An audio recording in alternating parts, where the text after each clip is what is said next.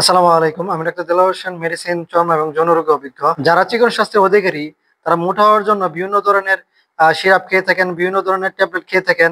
এগুলোর ভিতরে কিছু সিরাপ বা ভিটামিন ট্যাবলেট রয়েছে, এগুলো আমাদের শরীরের জন্য ক্ষতিকর।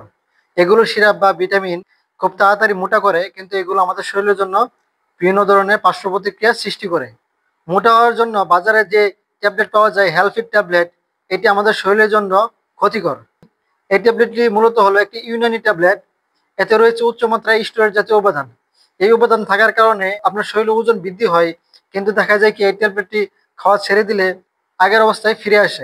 এই স্টেরয়েড জাতীয় উপাদান আমাদের শরীরের জন্য কিন্তু ভীষণ ক্ষতিকর। সেজন্য দ্রুত মোটা হওয়ার জন্য বাজারে যে সিরাপ বা ট্যাবলেট রয়েছে, এগুলো খাওয়ার আগে একটু সতর্ক হয়ে খাবেন। অন্যথায় আপনার শরীরে বা কিডনিতে বা লিভারে আপনার কিন্তু সমস্যা হতে পারে।